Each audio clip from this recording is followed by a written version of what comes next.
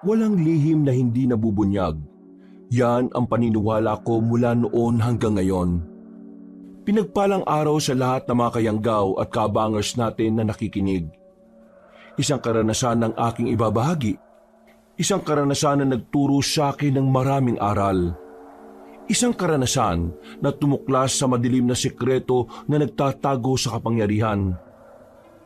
Matagal ko nang gustong ibahagi ito, Kabanong, pero dahil sa takot na baka mapahamak ang mga kaibigan ko at ang pamilya namin, matagal ako naging pipi sa katotohanan.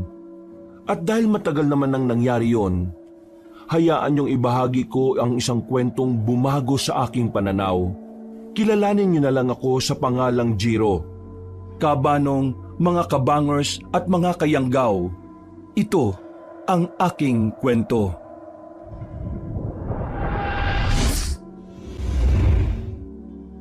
Bago nga pala magsimula ang ating kwento, sana'y mapindot nyo muna ang subscribe button at ang notification bell para lagi kayong nanonotify pag may bago tayong mga kwento.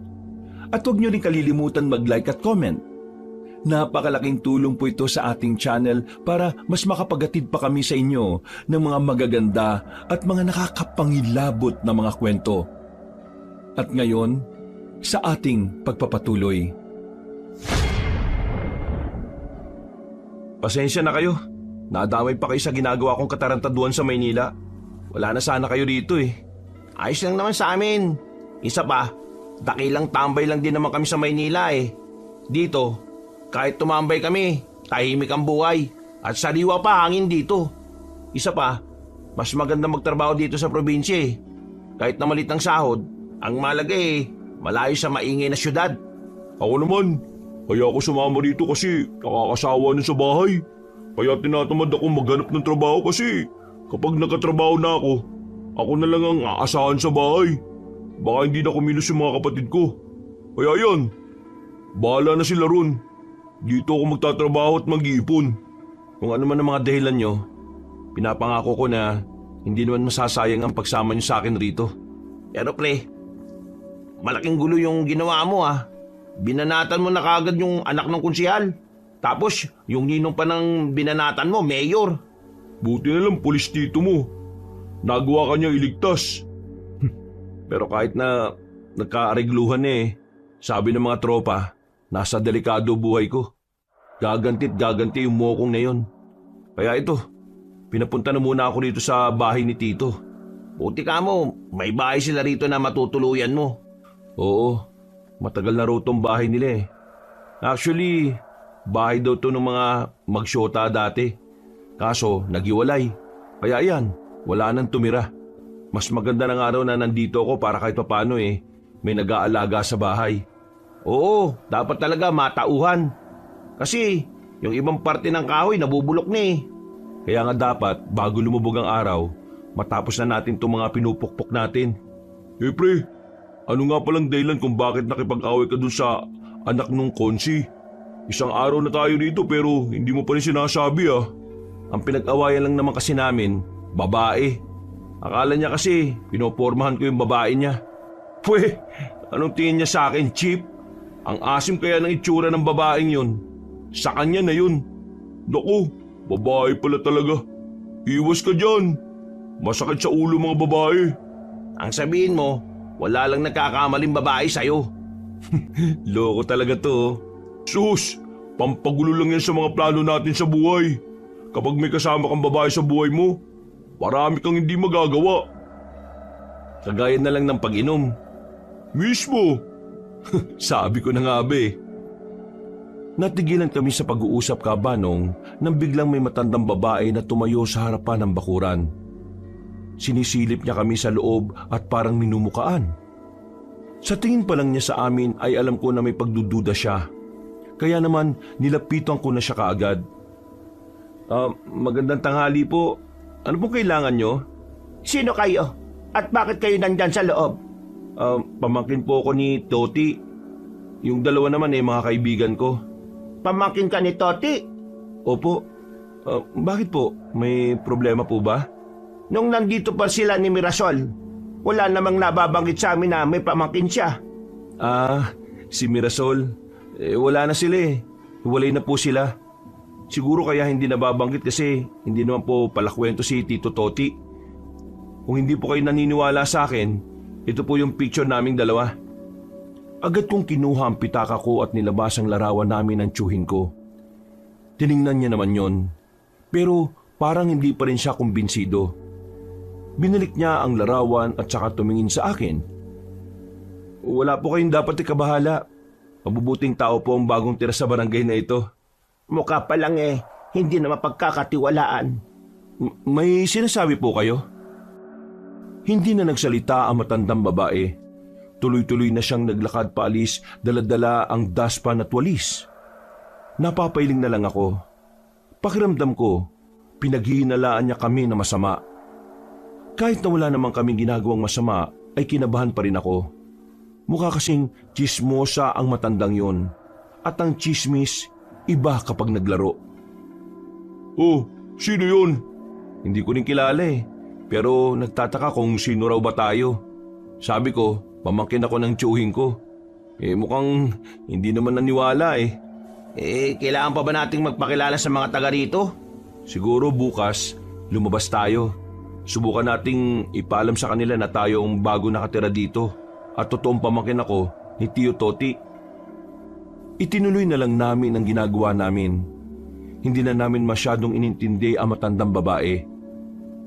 Matapos ang mga pinupukpok namin, ay ikinabit na rin namin yon sa iba pang parte ng bahay. May mga parte kasi talagang kailangan ng tapalan. Maayos pa naman ang bahay pero hindi lang talaga kami komportable kapag meron kaming nakikitang marupok na. Mabilis na lumipas sa mga sandali. Sumapit na rin ang kinagabihan. Nasa bakuran lang ako noon habang binabantayan ng mga niluluto namin. Maya-maya pa, napansin kong merong pabalik-balik na mga tao sa labas. Tingin sila ng tingin sa amin. Hindi na ako komportable kaya tinawag ko na muna si Derek. Bantay mo na muna saglit tong niluluto ko. Bakit? Saan ka pupunta? Kakausapin ko lang yung mga kanina pa tingin ng tingin dito. Ha? Sigurado ka ba? Baka naman mapano ka dyan. Hindi naman ako makikipag-away Pagsasabihan ko lang sila.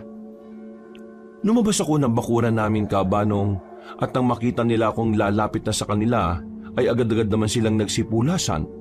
Sinubukan ko silang sundan pero nagsipasukan na sa mga bahay nila. Napapailing na lang ako. Akala ko kapag nasa probinsya na kami ay wala ng tsismosa.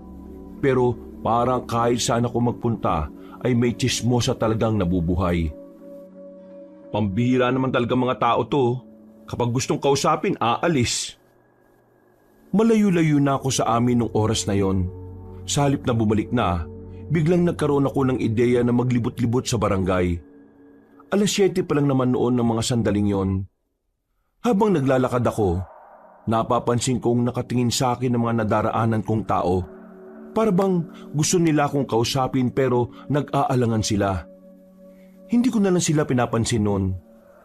Sa kakalakad ko, hindi ko na namalaya na napunta na pala ako sa walang gaanong tao. Wala rin kabahayan doon. Parte yun ng barangay na parang hindi gaanong natatambayan ng mga residente. Ang tanging makikita lang doon ay mga bahay na parang hindi na natuloy tapusin. Sa madaling sabi, abandonado. Muntikan na akong atakin sa puso nang biglang lumabas ang isang pusa mula sa likuran ng poste. Dumadaing sa sakit ng pusa. Hindi ko alam kung bakit. Nang tangkain ko siyang hawakan, bigla na siyang tumakbo. Paggewang-gewang. Napansin ko na lang na merong dugo sa sahig at ang dugo na yon ay nanggaling sa pusa.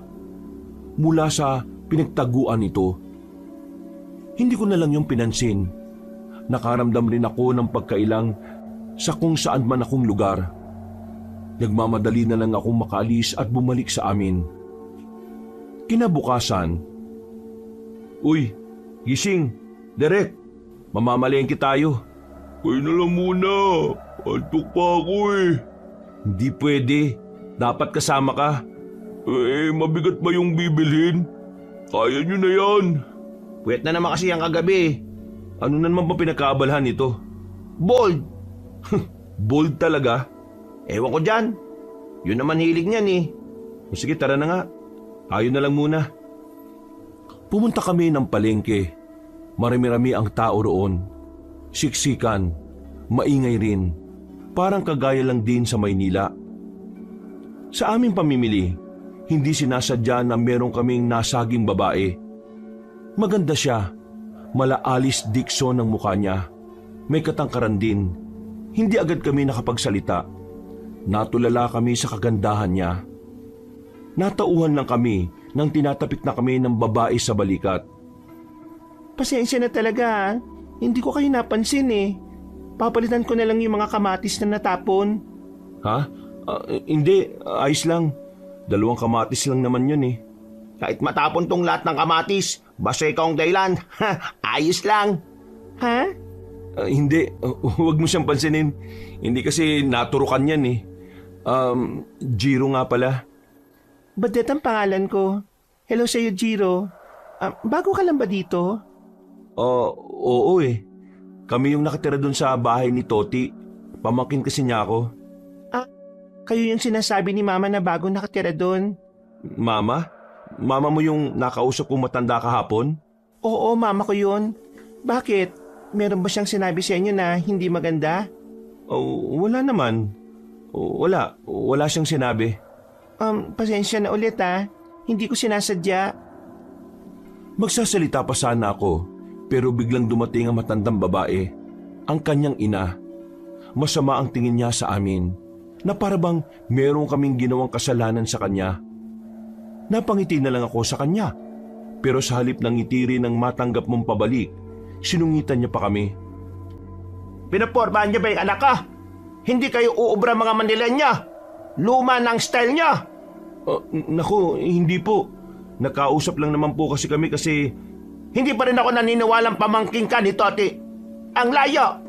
Gwapo si Toti. Gwapo rin naman po ako ah. Gwapo ka sabi ng mama mo. Hindi na ako nakapagsalita sa huling sinabi na matanda. Naglakad na sila palayo ng babaeng si Badit. Umiiling-iling na lang ako. Habang si Angelo naman ay pinagtatawanan ako. Matapos namin sa palengke ay naglakad na rin kami pabalik. Bago kami makarating sa amin, may nakita kong pusa na nakahiga sa gilid ng daan. Wala ng buhay. Saka ko lang nakita ang tuklap ng tagiliran niya. Hindi ako pwede magkamali nun. Siya ang nakita ko dun sa dulo. Oh, bakit pre? Nawa ka? Patay na yata yan eh. Nakita ko to kagabi dun sa dulo eh. Ha? Nakarating ka ron? Naglalakad-lakad lang naman. Pero pre, tingin mo, ano kaya pumatay dito? Tingnan mo, wakwak yung tagiliran eh. Parang kinagat ng mabangis na hayop. Buhaya ba meron dito? Ba malay ko, wala namang nakwento si Tio Toti. Ang imahe ng pusang patay ay nadala ko pa hanggang sa makauwi na kami sa bahay. Hanggang sa magtanghali ay iniisip ko pa rin kung ano ang posibilidad na nangyari sa kanya. Naiba lang ang atensyon ko nang biglang may tumatawag sa amin sa labas ng bahay. Pagtingin ko sa labas, nakita ko si Badet. Nagkatinginan pa kaming tatlo kung sino ang haharap. Pero ako na ang nagpresenta. O Badet, tama? Naku, sabi ko kanina, ayos lang naman eh. Hindi mo na kailangan palitan. Hindi, kailangan talaga. Turo sa akin ni Mama, kapag meron kang inabala, dapat bumawi ka. May kasalanan din naman ako eh. Nasagi rin naman kita. Naabala rin kita ngayon. Ibig ba nitong sabihin, babawi rin ako sa'yo? Ikaw sumisimple ka Ganyan ba ang mga taga Maynila? O ito, kunin mo na lang itong 5 kamatis. Fresh na fresh pa yan galing sa taniman namin. Nakakatuwa ka naman. O sige, maraming salamat ha. Ay, siya nga pala. Sa Sabado birthday ko. Kung may oras lang naman kayo, pumunta kayo ha. Sigurado ka bang ayos lang sa'yo? Ayos lang ba sa mama mo yon? Oo naman. Birthday ko naman yun eh. Hindi niya naman siguro ko pagbabawalan mag-imbita ng mga bisita ko. Oo, sige. Sabi mo yan ha. Ngumiti siya ng malapad sa akin at saka naglakad na rin papalayo. Naramdaman ko na lang na nasa tabi ko na si Derek. Sino yun? Ganda nun ah. Oops, nauna na ako. Sino nga yun? Hindi ka kasi sumama kanina eh, kaya yan ang napapala mo. Tinawanan ko na lang si Derek. Kumain na lang kami ng tanghalian sa loob. Makalipas lang ang ilang araw, dumating na rin ang kaarawan ni Badet. Handang-handa kami. Talagang bumili pa kami ng bagong damit sa bayan para lang maging presentable. Pagdating namin doon, marami ng tao. Marami ng nakakasiyahan. Agad din naman kaming sinalubong ni Badet kasama ang nanay niya. Masama na naman ang tingin sa amin. Partikular sa akin. Hindi ko alam kung bakit ka, Banong. Wala naman akong naaalalang ginawang masama sa kanya. Magandang hapon po sa inyo, Aling Flor. Ano maganda sa hapon? Mama naman, birthday ko naman. Ang maganda po sa gabing ito, walang iba, kundi ang anak po ninyo. Ayusin niyo lang talaga ha! Inirapan pa kami ni Aling Flor, pero hindi ko na lang yung pinansin. Malaki ang bakuran nila Badet. Dinala niya kami sa gilid kung saan komportable kami. Sa mga nakalipas na oras, nagsasayawan na ang mga tao. May mga nagtatawanan. Talagang kakaiba ang mga okasyon sa probinsya kung ikukumpara sa Maynila. Bago sa pakiramdam. Dakong 9:00 ng gabi, magpapaalam na sana kami kay Badet. Lalapitan na sana namin siya pero isang pangyayari ang lumusaw sa kasiyahan ng mga tao. Isang lalaki ang dumating, natataranta. Ang pagkakarinig namin, pinsan niyo ni Badet. Masamang balita ang daladala niya. Ang tatay daw ni Badet na sandaling umalis para bumili ng alak, natagpo ang wala ng buhay. Duguan, maraming kalmot. Maraming malalaking hiwa sa kung saan saang parte ng katawan. Hindi pwede yun! Pare, ano nangyayari? Mukhang may nangyari masama sa tatay niya. Saan daw? Sa bandang ilog, malapit sa barangay daw. Kagaya ng ibang tao, nagmamadali rin naming pinuntahan ang kinaroroonan ni Mang Fidel, ang ama ni Badet. Nang makarating kami roon, may mangilang-ilang tao na ang inabutan namin. Hindi na kami gaanong lumapit, pero kitang-kita namin ang kalunos-lunos na sinapit ng matandang lalaki. Ilang sandali lang, dumating na rin ang kapitan ng barangay. Pinatabi niya ang mga nakaharang na parabang siya ang siga sa daan. Huwag ka mag-alala, Badet. Pinapangako ko sa inyo, Mangina. Ipapahanap ko ang gumawa nito. Napakawalang puso ng gumawa nito. Mabuting tao ang asawa ko. Mabuti siyang asawa, tama. Bakit ito ginawa sa kanya, Kapitan? Bakit? Naiintindihan ko ang nararamdaman ninyo. Pero sa ngayon, kailangan niyong kumalma dahil baka kayo naman ang mapahamak. Kumalma? Paano ko kakalma kung nandyan ang asawa ko habang naliligo sa sariling dugo? Ano bang klaseng barangay ito? Pangatlo na yung nangyari dito, Kapitan. Wala pa rin kayong nahuhuli. Ginagawa namin ang makakaya namin. Kaya sana, maintindihan nyo na hindi ganon kadaling maghanap ng kriminal.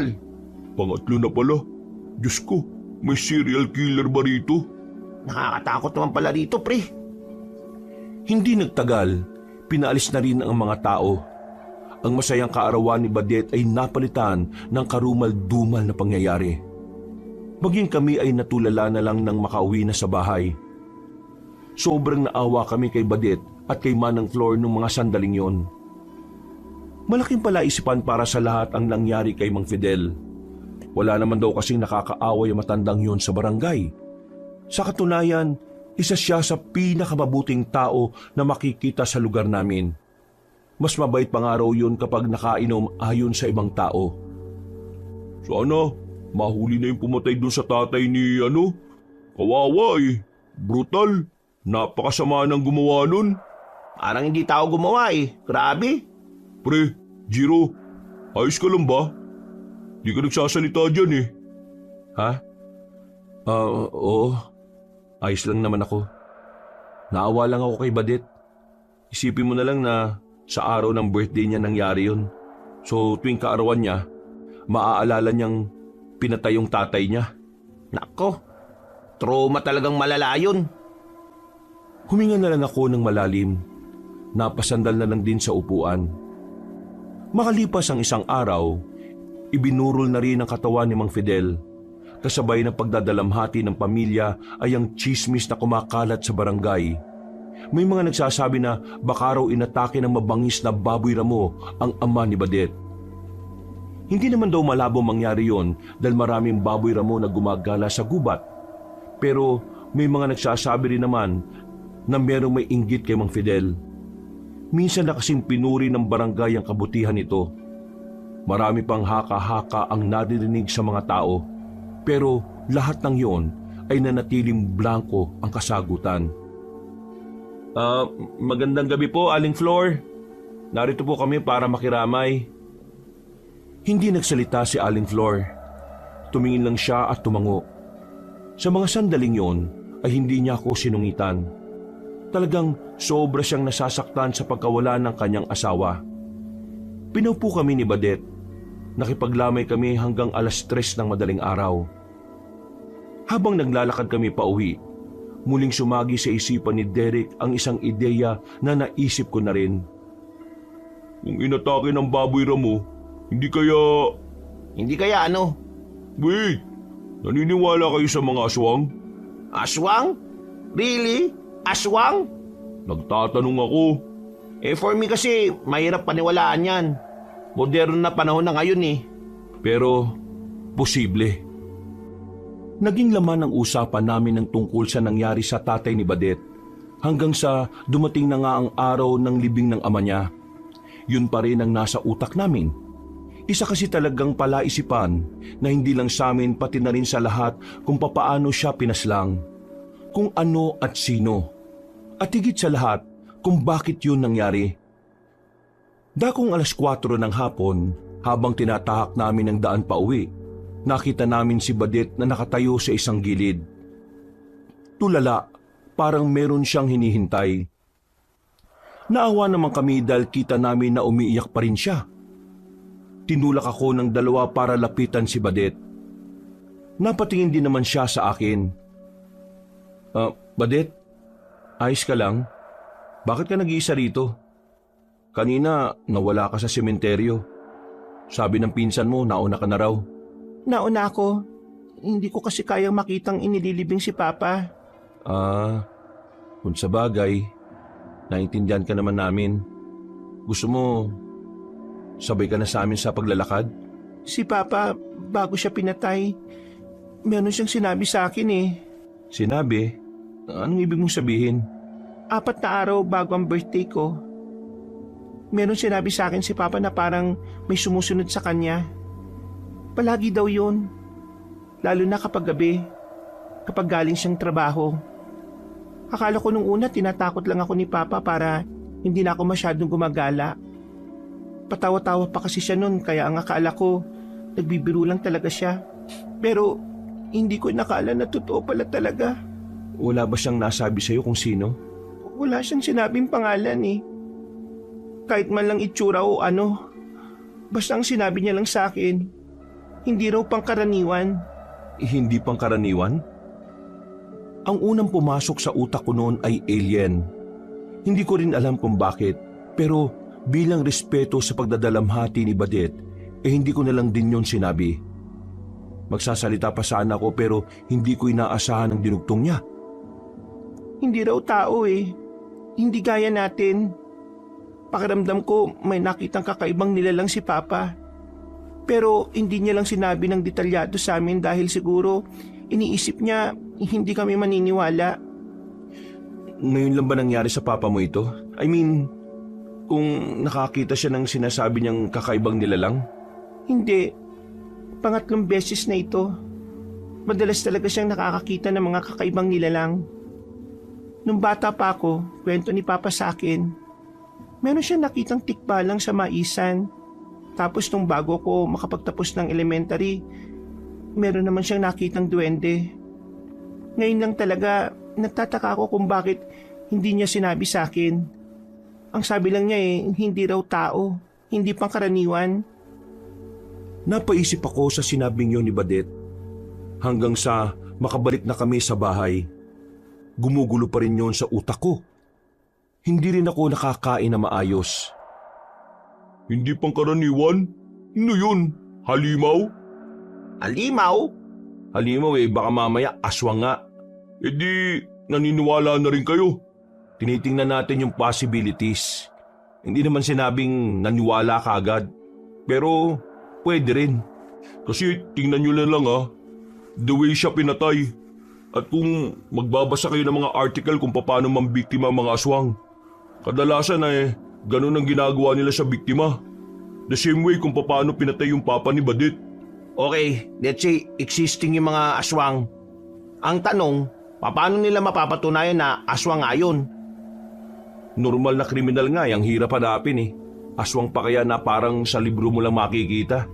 Ang pinakamaganda nating gawin, wag na lang tayo makialam. Kung totoong may nalaman ng tatay niya, delikado na malaman din natin yun. Mananahimik tayo. Ang gagawin lang natin samahan sa pagluluksa yung mag-ina. Dumadamoves ka lang Buang, namatayan na yung tao Hindi lang basta namatayan pinatay ang ama niya. At sa tingin mo may oras pa siya sa kalandian? Oo, kalma. Pinapagaan ko lang yung usapan. Kinabukasan, maaga kaming nagising. Sinamahan namin si Derek sa bayan para makapag-apply ng trabaho. Umuwi din naman kami kagad ni Angelo dahil wala naman kaming gagawin doon. Habang abala si Angelo sa paghahanda ng pananghalian namin, nakita namin ang kapitan namin na merong tinatalakan na lalaki. Napapailing na lang ako. Naaawa ko sa lalaki dahil parang minamalit siya ng kapitan. Ilang beses ka bang natulungan ng barangay tapos hingi ka na naman ng tulong? Yan kasi ang napapala mo sa pagkaanak ng marami. Mas inuna mo ba kasing pairali na kakatihan ng bayag mo kaysa mag-isip na maganda para sa kinabukasan din niya? Tingnan mo ang nangyari. Wala kayong makain. Abay, tigil-tigilan mo nga ako. Tina, kasi wala na akong may papahiram na pera sa iyo. Maya ka naman, hampas lupa ka. Umalis ang lalaki nang nakayuko. Nakaramdam ito ng hiya lalo na nang malaman na nakatingin kami ni Angelo. Napatingin din naman sa amin ang kapitan. Masama ang tingin niya sa amin kaya agad kaming napaiwas. Pero namalayan na lang namin na nasa harapan na pala siya ng bakuran. Kayong dalawa, bago lang ba kayo rito? Magandang araw po, kapitan. Opo, bago lang po. Ilang araw pa lang po kami rito. Pamangkin po ako ni Toti. Kami po yung tumatao ngayon dito sa bahay. Iwas-iwasan ninyong pagiging chismoso dahil nakakamatay yan. Nagulat ako sa sinabi niya. Ni wala man lang preno ang bibig. Pagkatapos niyang magsalita, naglakad na rin siya kagad paalis. Nakatinginan na lang kami ni Angelo at nagkibit balikat. Masama pala ugali ng kapitan dito. Uy, naan mo lang yung boses mo. Baka mamaya may makarinig magsumbong pa. Totoo naman Kasi kung matino yung pag-ugali niya, hindi niya dapat ginaganon yung lalaki. Sabihin na natin umaabuso na yung lalaki pero may maayos at marespeto namang paraan para sabihin yun, di ba? Hayaan mo na. Kagaya nga na sinabi ng kapitan, iwasan natin na maging chismoso. Ano, malapit na bang maluto yan? Nagugutom na ako Konti na lang. Nalibang kami nung tanghaliang yon dahil sa mga binili naming mga gamit at pang-imbak na pagkain. Kahit na papaano, nakalimot kami sa mga haka-hakang kumakalat sa barangay. Pagsapit ng hapon naisipan ko nang puntahan si Badet. Pero wala siya sa kanila kaya naisipan ko na lang munang maglakad-lakad. Napasarap ako sa paglalakad kaya hindi ko na namalayan na nakarating na naman ako sa bandang dulo. Napagtanto ko lang yon dahil pamilyar sa akin ang mga nadaraanan ko. Babalik na sana ako pero bigla kong nakakita ng pusang puti na duguan. Nakahandusay sa gilid. At nang lapitan ko siya ay parang wala na siyang buhay. Niligid ko ang katawan niya sa kabilang parte. At sa pagkakataong yon, dito ko na napagtanto na natapyas na pala ang kanyang katawan. Anak ng kawawa naman to. Sino lang yung gumawa nito? Hindi lang yon ang unang pusa na nakita kong duguan. Kaya hindi ko na talaga maiwasang hindi mag-isip ng kung ano-ano. Habang pinagmamasdan ko ang wala ng buhay na pusa, napansin ko yung direksyon ng dugo na papunta sa likuran ng mga nakatambak na gulong. Sinundan ko ang dugo at napapalayo na ako sa pinanggalingan ko. Sa isip-isip ko, talagang sinisikap ng pusa na mabuhay dahil medyo malayo-layo na ang kinaya niyang lakarin kahit sugatan siya. Teka, wala na? Wala na yung dugo? Ibig sabihin sa parting to siya inatake? Bigla na lang ako may narinig na kaluskos. Kinabahan na ako noon kaya nagmamadali na akong umalis. Kahit na hindi ko sabihin, hindi ko may kakailan na kinabahan din ako nung mga oras na yon, Kaabanong. Nakauwi naman ako sa bahay ng ligtas, pero isang ideya na naman ang pumasok sa utak ko. Ideya na parang hinihila akong tuklasin. Pakiramdam ko kasi may kakaibang umatake sa pusa at pakiramdam ko may koneksyon ito sa nangyari sa tatay ni Badet. Hindi nagtagal ay sumapit na rin ang kinagabihan. Nagpaalam na muna ako sa kanilang dalawa. Lima ko nagdala ng flashlight. Kahit pa ang paalam ko sa kanila ay bibili lang ng maiinom. Mabilis ang ginawa kong paglalakad, pero hindi ko inaasahan na makakasalubong ko si Badet sa lugar kung saan ko nakita ang namatay na pusa. Nagkatinginan kami ng ilang segundo at parehong nagtaka. Chiro, anong ginagawa mo dito? Ikaw, anong ginagawa mo rito? Ikaw muna. Ako unang nagtanong eh. May gusto lang akong malaman. Tungkol saan? Tungkol sa nangyari sa dalawang pusa. Nung nakaraan, nakakita ko ng pusa rito na duguan. Tapos ngayon, yung pusa rin naman doon sa kabilang banda, duguan din. Namatay na nga eh. Sandali. Alam mo rin pala yun? Alam ang alin? Yung tungkol sa pusa. Alam mo rin yon? Yung bang dahilan kung bakit ka nandito? Oo, yun nga. Kasi nung nakaraan ko pa napapansin na parang namamatay yung mga pusa dito sa atin. Mga pusa? Ibig sabihin hindi lang dalawa? Bago pa kayo dumating dito, nangyayari na yan.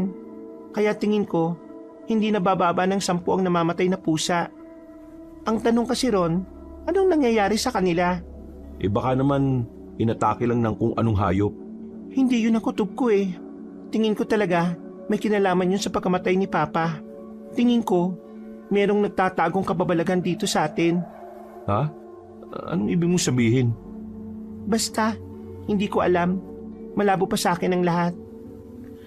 Natigilan kami sa pag-uusap nang biglang marinig namin ang ngiyaw ng pusa na parabang nasaktan siya o kung anong nangyari. Kahit na alam naming delikado, agad naming hinanap kung saan ang pusa. Dala ang flashlight, natutukan ko ng ilaw ang gilid ng puno. Nakita namin ang pusa doon na naghihingalo na. At ilang sandali lang, nalugutan na rin ng hininga. Kagaya ng naunang mga pusa na biktima, ganun din ang ginawa sa kanya. Iyak ng iyak si Badet. Hindi niya matanggap na nangyari yun. Kaya ang ginawa niya, bigla na lang siyang tumakbo para hanapin ang naririnig naming kaluskos. Uy! Sandali! Ano bang ginagawa mo? Baka mamaya mapahama ka. Huwag mo nang puntahan. Hindi ka ba naawa sa pusa? Pinatay siya ng kung anumang mabangis na nilalang. Naririnig mo naman yung kaluskos eh. Tara, sundan natin para malaman natin kung ano yon. Paano kung ikaw naman ang mapahamak? Hindi naman ako mapapahamak kung sasamahan mo ko eh. Pambihira ka naman. Inonsensya mo pa talaga ako ah. Tingnan mo kasi oh, ito kinalalagyan natin. Gubat, madilim, tapos liblib na. Hindi ka ba natatakot? Kung may kinalaman ito sa pagpatay kay Papa, hindi ako matatakot. Masyado mabagal ang mga pulis para makuha ang hustisya. Kaya ako na ang gagawa ng paraan. Wala na akong nagawa, Kaabanong, kung hindi samahan na lang din siya. Takot din naman ako na baka may masamang mangyari sa kanya sa kagubatan. Kaya kahit ako man din ay nababahala sa kinalalagyan namin. Nilakasan ko na lang din ang kalooban ko para sa kanya. Hindi na namin narinig pa ang kaluskos, pero pinagpatuloy namin ang paghahanap. Dinerecho lang namin ang daan. Malayo na rin kami sa amin noon. Meron na kaming natanaw na parang malaking imbornal na wala ng tubig. Parang abandonadong dike na naging tunnel na lang. Ang pinagtataka namin, bakit merong ganun sa gitna ng gubat at meron pang 2 malaking lampara sa gilid. Indikasyon lang na meron talagang nagpupunta ron. Ano kaya yan? May daan kaya dyan papasok sa loob? Huwag mo sabihin papasok tayo dyan. Diyos ko ka, kakalad ka rin na talaga kita paalis. Parang gusto ko nga eh. Pakiramdam ko nandyan sa loob yung dapat nating malaman. Ay naku, magtigil ka nga, Badit. Delikado. Wala tayong ideya kung anong naghihintay sa atin dyan. Nawala na nga ang papa mo tapos baka ikaw pa. Paano na lang ang mama mo? Abay maawa ka naman sa kanya. Sa sinabi kong yun ay sakalang natauhan si Badit. Tumigil siya sa kagustuhan niyang pasukin ang tunnel na yon. Sandali pa kaming nagmasid-masid doon pero wala na kaming nakitang kung ano. Kaya bago pa man may makakita sa amin doon ay nagmamadali na rin kaming umalis. Kinabukasan, tinanghali na ako ng gising. Tirik na ang araw sa labas. Napuyat kasi ako kakaisip tungkol sa nakita naming tunnel. Ako man din ay gustong pumasok doon para malaman kung ano man ang tinatago ng lugar na yon. Pero naisip ko na baka yun ang ikapahamak ko. Nagagawa kong pigilan ang sarili ko. Uy, ulala ka na naman. Ano na naman bang pinagpuyatan mo? Katext mo ba yung si Badit kagabi? Baka ka ako nanood na rin ng Bold. Mga asiraulo. Eh ano nga? Kasama ko si Badit sa gubat kagabi. Ano? Oh my! Ano ginawa nyo? Kakaiba ka rin talaga, pre, no? May nalalaman ka pang igalang ang pagluluksa niya tapos dinala mo sa gubat. Ayos! Huy, para kayong mga tanga. Anong tingin nyo?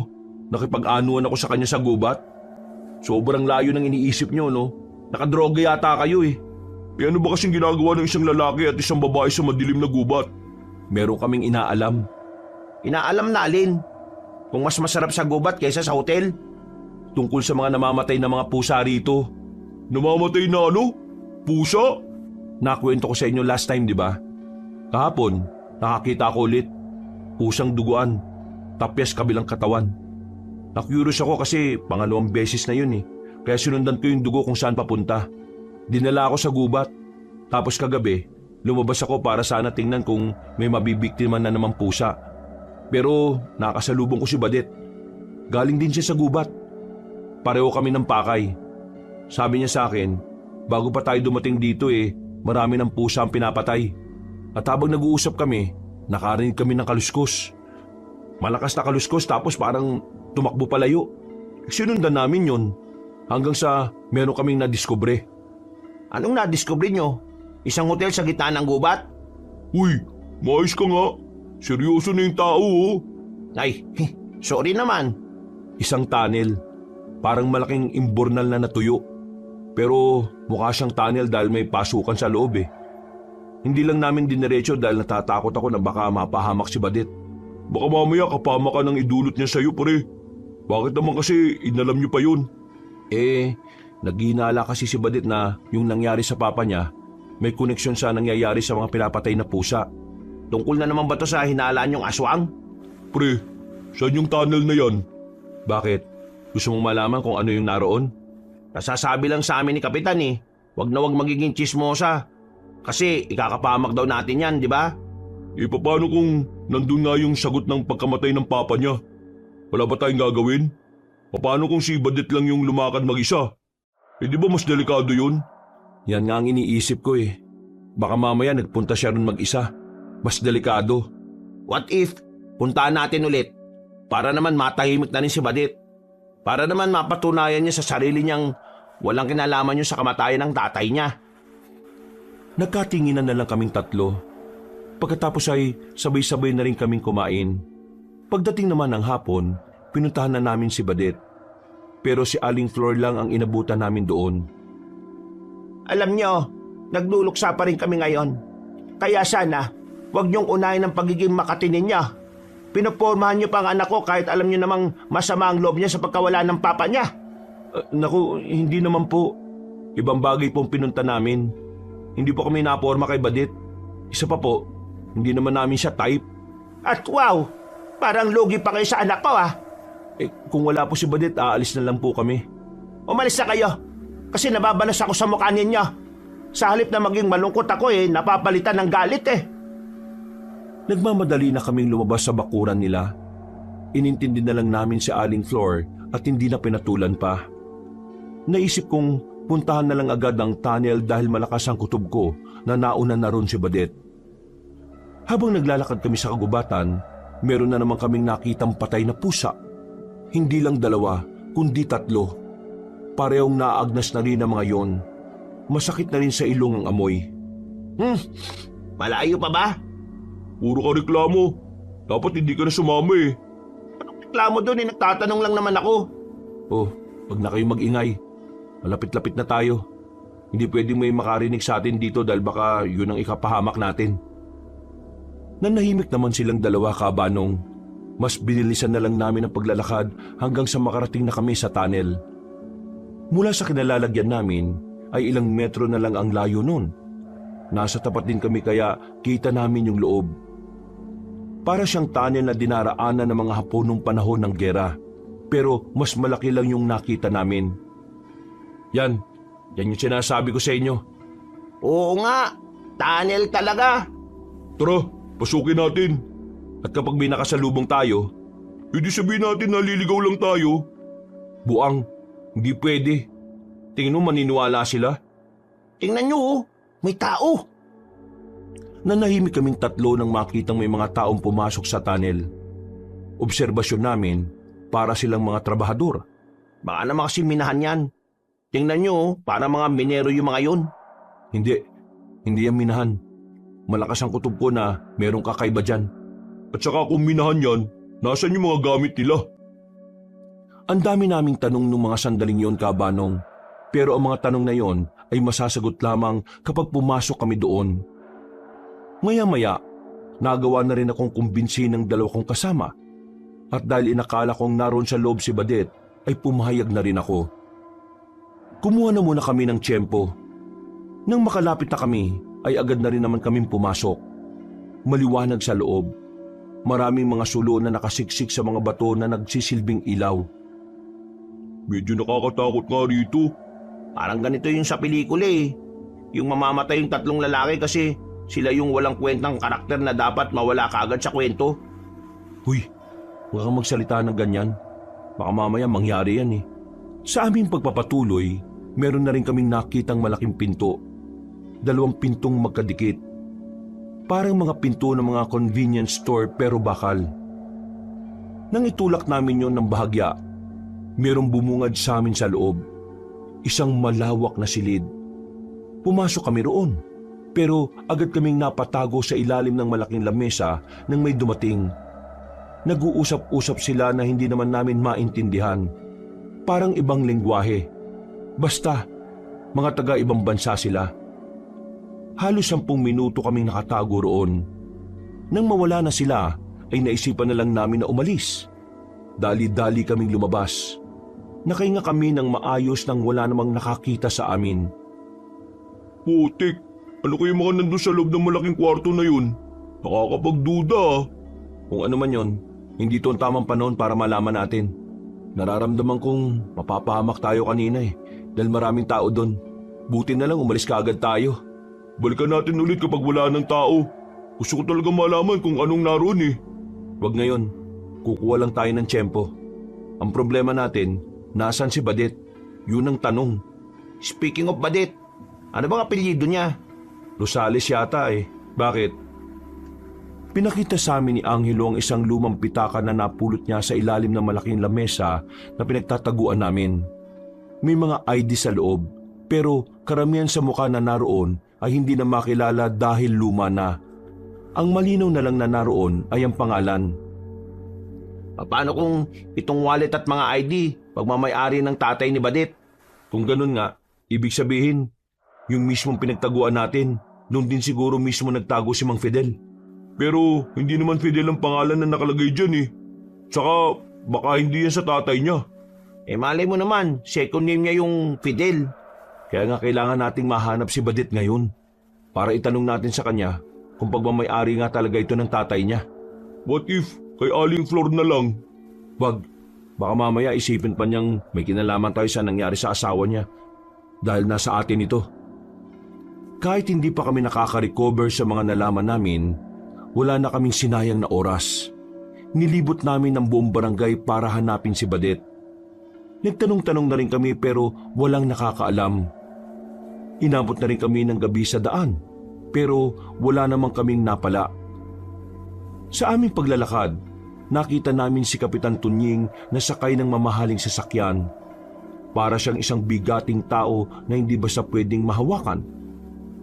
Ganda ng sasakyan nun ah. Angas eh. Kapitan lang pero nakabili ng ganun kamahal na sasakyan. Matik, kickback. Kurakot yata yun eh. Imposible makabili siya ng ganun kamahal na sasakyan. Yang lit lang naman ang sahod ng kapitan. Baka naman kasi mayaman talaga si Kapitan Tunying. Kung ano-ano naman ang iniisip niyo kaagad eh. Mukha naman siyang hindi mayaman eh. Wala sa itsura.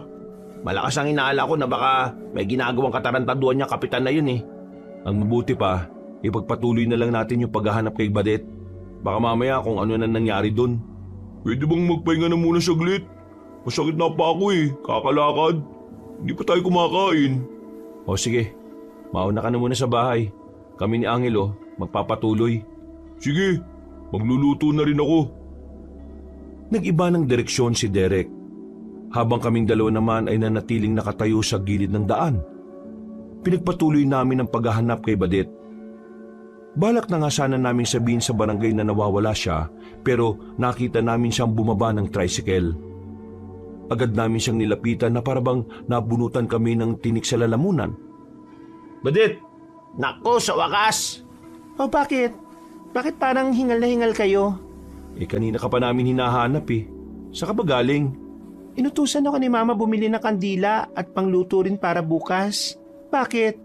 Mambira talaga si Aling Flor oh. Inutusan ka pala niya, hindi mo lang sinabi sa amin kahit nagtanong kami sa kanya. Kung saan-saan ka patuloy namin hinanap. Ano ba kasi yon? Badit, nakapasok na kami sa tunnel. Ano? Teka, totoo ba? Oo, totoo. Nakapasok na kami. Pero huwag ka na munang maingay sa iba ha. May nakita kaming isang malawak na kwarto doon.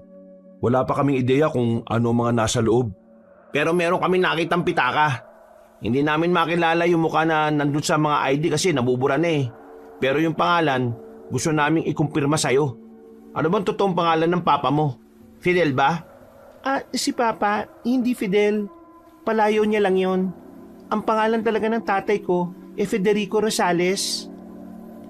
Nagkatinginan kami ni Angelo nang mapagtantong parehong-pareho ang pangalan na binanggit niya sa nakalagay sa ID. Binigay namin yun kagad sa kanya at kinumpirma niyang tama nga ang hinala namin. Pagmamay-ari nga yun ng kanyang ama. Sa ilalim ng malaking lamesa na pinagtaguan namin, doon namin nakita yan. Isa lang ang ibig sabihin nito, Badet. Nanggaling doon ang papa mo. At baka may nalaman siya sa kwartong yun. Baka yun din ang naging mitya ng buhay niya. Badet, nasa loob nun ang mga sagot ng tanong natin. Pero delikado eh. Hindi pwedeng basta lang tayo papasok doon ng... Kung naroon ang lahat ng sagot na kailangan ko, wala akong pakialam kung gaano pa kadelikado yon. Papasukin ko yon at bibigyan ko ng hustisya ang kamatayan ng tatay ko. Teka muna, makinig ka muna, Badet.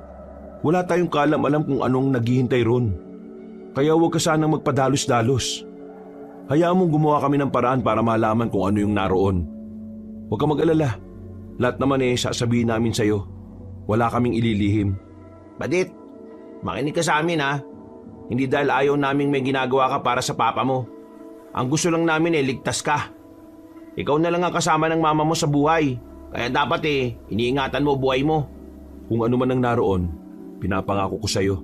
Makakamit natin ang hustisya. Nakinig naman sa amin si Badet kaya nakampante akong wala siyang gagawin na magdudulot ng kapahamakan sa kanya. Matapos naming mag-usap ay umuwi muna kami sa bahay. Habang nasa harapan ng hapagkainan, tahimik lang kami at parang pare-parehong malalim ang iniisip. Kailangan ba talagang gawin natin to, pre? Ang alin? Itong paglalagay ng sili sa sabaw ng sinigang? Hindi. Itong ginagawa natin para kay Badet. Bakit?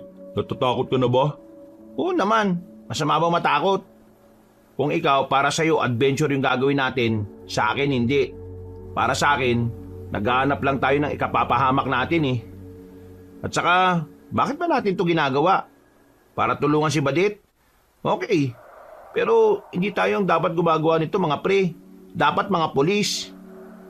Hindi tayo pakikinggan ng mga polis. Alam mo naman sila kung gaano nila tinatanggihan ng ideya ng aswang, di ba? Pero hindi pwedeng ganito. Mga simpleng tao lang tayo eh. Papahamak tayo dun. Hindi ka ba naawa kay Badit? Pinatay na nga yung tatay niya nang walang kalaban-laban eh. Akala ko ba okay lang sa'yo? Ikaw pa nga nagsabi kay Badit kanina na huwag siyang gagawa ng kahit na anong kilos na padalos-dalos. Ito na nga ang isipin mo, Jiro. Nandito na tayo dahil meron kang iniiwasang gulo sa Maynila. Ang dapat na ginagawa natin dito ay nananahimik eh. Namumuhay ng payapa. Kasi kapayapaan nga ang pinunta natin dito. Tapos ganyan ang gagawin natin. Nasaan yung kapayapaan sa ganyan? O baka naman gusto mo kasi talaga si Badit, kaya nagpapalakas ka sa kanya. Bro, Jiro, walang halaga yung medal ng pagiging bayani mo kapag namatay ka. Pagpapasikat? Yun talagang tingin mo sa ginagawa ko? Pasikat lang ako? Ang daming paraan para magpasikat. Ang daming paraan para makuha si Badit kung talagang yun ang habol ko. Kilala niyo ako. Matinik ako sa babae. Babae nga dahilan kung bakit ako nandito, di ba? Pero hindi yun ang pakay ko kay Badit. Ang gusto ko, matulungan lang talaga siya kasi naawa ko sa pamilya niya sa sinapit ng ama niya. Ngayon, kung yun ang tingin mo sa akin, di sige. Wala akong magagawa. Basta ako tutuloy ako. Kung ayaw mo, wala namang problema eh. Manatili ka rito sa bahay. Hindi nyo naman kailangan magtalo ng ganyan. Nasa harapan pa naman tayo ng pagkain. Angelo, kung ayaw mong sumama, walang problema. Ipagdasal mo na lang kami na sana walang mangyari masama sa amin. Bahala kayo. Basta ako, wala akong ibang gusto kundi ang kaligtasan lang natin. Ngayon, kung minamasama nyo yun, okay, fine. Mananahimik ako rito sa bahay. Bigyan nyo na lang ako ng ipapaliwanag nyo sa pamilya nyo kapag namatay kayo. O isa ka pupunta. Nawalan na ako ng gana. Sige, pabayaan mo siya. Tumayo si Angelo at lumabas na muna ng bahay. Pinagpatuloy naman namin ang pagkain. Kinabukasan, hindi pa rin kami nagpapansinan ni Angelo. Hanggang sa dumating na nga ang hapon. Nanatiling wala kaming kibuan. Nagpaalam naman kami sa kanya bago kami umalis. Tumango lang siya na parabang wala lang kami sa harapan niya. Mga bandang 6:00 na nang makarating kami sa gubat. Dala-dala namin ang isang flashlight at nagdala na rin kami ng pamprotekta sa sarili namin. Hindi ko may kakaila ang kaba na nararamdaman ko noong mga oras na yon, Kabanong. Ang kaba na parang nagpapahina ng tuhod ko. Ang kaba na siyang nagpapalabas ng malalamig kong pawis. Pero hindi na kami aatras. Itinuloy pa rin namin kahit na alam naming delikado. Ilang minutong nakalipas, nakarating na rin kami sa harapan ng tunnel. Lalapit na sana kami nang makita namin ang mga nagdatingan na tao. Bakit kaya ang dami pumapasok ngayon? Baka may nangyayari sa loob ah. Yan ang hindi ko alam. Ang alam ko lang ngayon, delikado kung papasok tayo kagad. Uy, anong gagawin natin? Hihintayin natin sila makalabas ulit. Tumigil muna tayo rito. Magpapalibas tayo ng oras. Sa likuran ng malapad na puno, naglatag na muna kami ng dahon ng saging. Nagpahinga na muna kami roon habang nagbabantay. Wala pang 15 minuto, nakarinig kami ng mga kaluskos sa paligid. Agad kaming napabangon. Kanya-kanya kaming kuha ng kutsilyo. Marahan naming nilapitan ng halamanan. Nang biglang, Kalma. Ako to. Angelo, anong ginagawa mo rito? Akala ko ba ayaw mo pang mamatay? Ano bang magagawa ko? Alam nga namang hayaan ko kayo. Kapag namatay kayo, ako naman ang puputakti ng pamilya nyo. Bakit ba kayo nandito? Hindi ba kayo papasok? Nakita namin maraming taong pumasok sa loob eh. Kaya naisipan na muna naming hintayin na muna sila makalabas bago kami pumasok. Nakahinga na kami ng maluwag ng mga oras na yon. Isang oras pa ang nagdaan, nakita na rin naming lumabas ang mga tao. Wala na kaming sinayang na pagkakataon. Nagmamadali kaming makapasok sa loob. Nang marating na namin ang malaking pintuan, maswerteng nakabukas ulit yon. At meron kaming naririnig na nagsasalita sa loob. At sa pagkakataong yon, ay naiintindihan na talaga namin at pamilyar na pamilyar sa amin ang boses niya. Si Kapitan yun ah. Baka may binibenta siyang iligal na mga kagamitan dito. Gagi, tingnan nyo yung nasa malaking aula. Napadako ang tingin namin sa kaliwang banda. Isang malaking hawla ang naroon. Sa loob nito, may isang nilalang na nakakulong. Parang tao lang din ang anyo ng katawan niya. Ang pagkakaiba nga lang, mahaba ang kuko at matutulis ang tenga. Ang matay bilugan, ang bibig ay malaki at may mahabang dila. Hindi namin alam kung bakit bigla na lang yung nagwala. Umangil ng umangil. Parang gusto niyang makawala sa kulungan. Naka, nagwawalang alaga ka. Tingin ko gusto na niya kumain. Sandali lang kumpare ha. Papakainin ko muna tong alaga ko. Kasi sa lahat ng alaga ko siya lang naman ang hindi ba nakakakain. Paano? Itong aswang na ito ay pihikan. Kaya yan, siya naman ang nagutom. Nagtindigan ng mga balahibo namin nang marinig ang sinabi niyang yon. Hindi namin inakala na ang kapitan ng barangay namin ang siyang nangangalaga sa mga aswang na yon. Minsan pinapatakas ko mga ito kapag gusto nila sila mismo ang kukuha ng makakain nila. Sa katunayan, nitong nakaraan lang meron nitong nilapa. Yung mga sigbin baka mo. Naka, hindi tao ang kinakain nila. Mas gusto nila pusa. Huwag kayo mag-alala. Kapag nanganak na yung alaga kong mag-asawa, ibebenta ko sa inyo sa mas murang halaga. Nauna na kasi kayo ng mga taga-Germany nung nakaraan Bagal-bagal kasi kaya. Hindi namin kinakaya ang mga sinasabi niya. Naisipan na lang naming umalis noon. Ang kaso nga lang, habang gumagapang kami papalapit sa pintuan, bigla na lang tumama ang relo ni Derek sa bakal kaya nakalika kami ng tunog. Sabay-sabay na napalingon ng mga naroon sa kinalalagyan namin. At sa kasamaang palad, nakita nila kami. Kitang-kita kami ni Kapitan. Takbo! Wala na kaming magawa nun. Kailangan namin tumakbo para takasan ng mga nasa loob ng malaking silid na yon. Ano pa tinitingin-tingin niya? Habulin niya, mga inutal! Para kaming maubusan ng lupa sa bilis ng takbo namin, Kabanong. Niwala na nga kaming pakialam kung ano ang matatapakan namin. Manhid ang aming talampakan dahil sa takot at kaba na nararamdaman. Paglabas namin ng tunnel, buong akala namin ay titigil na ang mga humahabol. Pero mas lalo pa nila kaming sinundan. Nagkanda sabit-sabit na kami sa mga halaman. Ilang beses din kaming nadulas-dulas. Pero tuloy pa rin kami sa pagtakas. Sa bilis ng takbo namin, hindi na namin namamalayan kung nasaan na kami. Basta alam namin sobrang layo na namin sa aming pinanggalingan. Wala na yata sila. Pahinga na muna tayo. Masyado ka naman kampante. Mamaya na magpahinga. Tisi mo na muna, Derek. Kailangan natin makalayo. Namukan ba tayo ni Kapitan? Oo, namukaan niya tayo. At kapag bumalik tayo sa atin, mayayari tayo. Naku, wisit! Tumakbo na naman kami kahit na masakit na ang mga paa namin. Dumaan ang halos kalahating oras. Tuluyan na rin namin silang naiwan. Tumigil kami sa harapan ng punong santol. Naupo kami sa gilid at saka napabuntong hininga. Ay nako, wisit! Ano na naman ba? Nandito na nga tayo. Nagpapahinga na. Diyos ko naman ba't dyan ka umupo? Tain ng kalabaw yan Hindi ko nakita Nakakaurat naman Ayos! Jackpot! Manahimik ka dyan. Di ako natutuwa Bakit ka sa akin magagalit? Kasalanan mo naman yan Manap na lang muna tayo ng ilog. Ugasan mo yung ebak na inupuan mo. Isa ka pa. Tatawa-tawa ka pa dyan.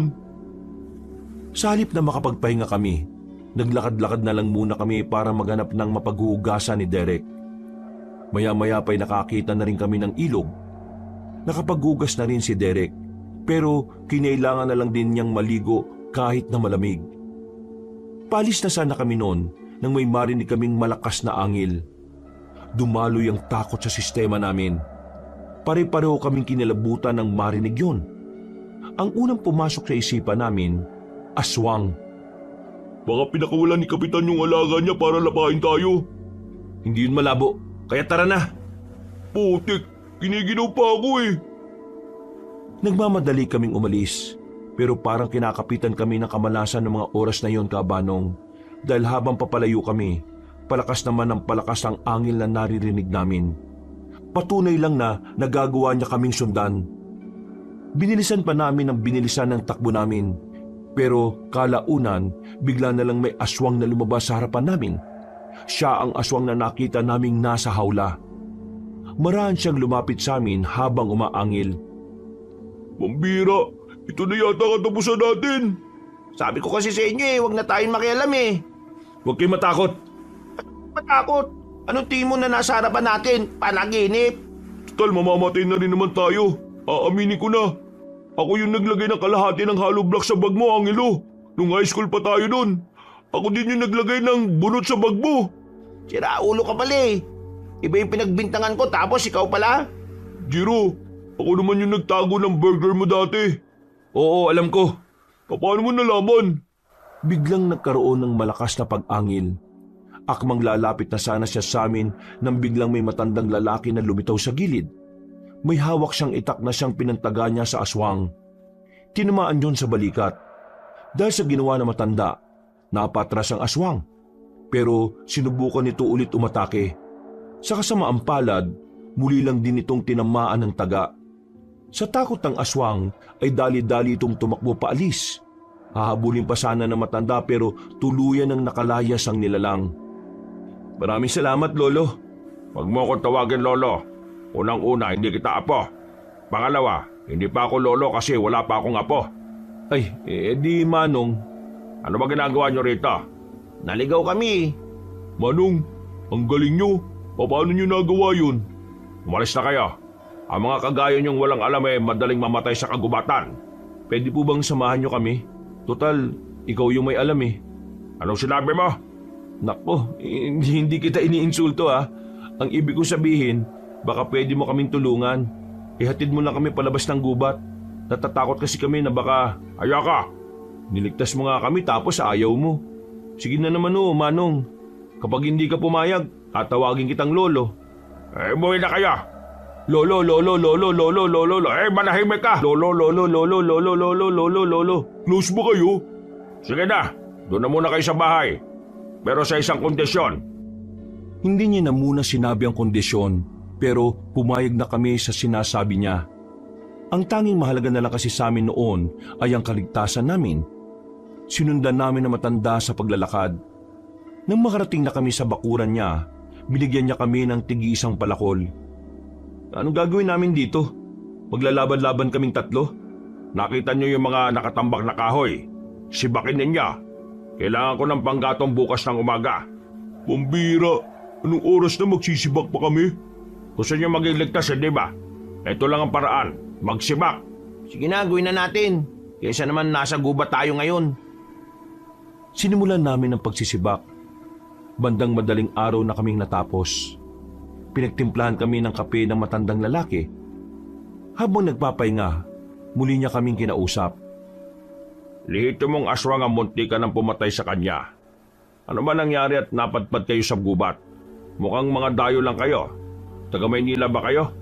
Taga Maynila kami, pero nagbabakasyon kami rito. Meron kasi kaming natuklasan kaya hinahabol kami ng aswang. Natuklasan? Anong natuklasan ninyo? Sige, kwento niyo sa akin. Aswang. Aswang? Oho, aswang. Yun ang natuklasan namin. Isang lugar kung saan nakakulong ang mga aswang. Inaalagaan, pinaparamit, binibenta. Ang mismong kapitan ng barangay namin ang nag-aalaga sa kanila. Dahil sa mga aswang na alaga niya, namatay yung tatay ng kaibigan namin. Yun ang dahilan kung bakit namin inaalam kung ano ang nasa lugar na yon. At ngayong alam na naming aswang ang naroon, hindi na namin alam ang gagawin. Siguradong hindi na kami makakabalik sa barangay namin. Tahimik lang na nakikinig ang matandang lalaki. Para bang hindi na niya kinagulat na may aswang sa probinsyang yon. Pagkatapos ko magsalita, kalmado lang niyang sinabi na kailangan naming ituro sa kanya ang lugar. Paano kami? Kapag naturo na namin sa iyo kung saan yung lugar na yon, ano mangyayari sa amin? Malamang kami ang babalikan ng kapitan namin. Sumama kayo sa akin para masaya. Para masaya? Masaya bang habulin ng aswang? Sinong may sabi na magpapahabol tayo? Tayo nga habol sa kanila. Teka, sinasabi mo bang kakalabanin natin ng mga aswang? Mismo. At ipagkakatiwala namin sa iyo buhay namin? Hindi ka pa nga namin kilala? Ako si Goryo. kilalang birador ng aswang dito sa probinsyang ito. Kung hindi niyo ako kilala, baka hindi ako sikat sa inyo. Pwede ka bang maging seryoso? Munti ka na kami mamatay kanina oh. Seryoso ako sa sinasabi kong tutugisin ko mga aswang kaya ituro niyo sa akin kung nasaan. Hindi na ako sasama dyan. Kitang-kita naman namin kanina. Munti ka na natin makita si San Pedro. Ako sasama ako. Ako rin. Ako na naman ang hindi sasama. Kung ikaw lang ang hindi sasama, ibig sabihin, ikaw lang ang duwag. Hindi ako duwag, no? O baka takot ka. Hindi ako takot. Iniisip ko lang ang kaligtasan namin. Hahanapin na kayo ng mga aswang. Anong pagkakaiba ng pagtatago at paglaban? Pareho din naman nasa panganib ang buhay ninyo. Kaya kung ako sa inyo, sumama kayo sa akin. Ituro nyo, tapos sabay-sabay natin papatayin ng mga aswang. Gusto ko lang matulungan yung kaibigan naming namatay yung tatay. Yun lang naman. Ako, gusto ko ng adventure. Ay, nako. Pambira talaga kayong dalawa, oh. Pagsikat ng araw, umalis na tayo. Kaya ngayon, matulog na muna kayo. Gigisingin ko na lang kayo kapag mag-aalmusal na. Kahit na hindi namin ganong kilala matandang yon, pakiramdam ko ay ligtas kami sa poder niya. Ang panandaliang pananatili namin doon ay naging dahilan para mapanatag ang kalooban namin. Kinabukasan ng umaga, matapos mag-almusal ng kamote at kape, agad na kaming naglakad paalis. Malayo-layo ang lalakarin namin kaya hindi namin maiwasang hindi kausapin na matanda. Matagal yun ang ginagawa to? Ang alin? Itong paglalakad? Oo naman. Hindi.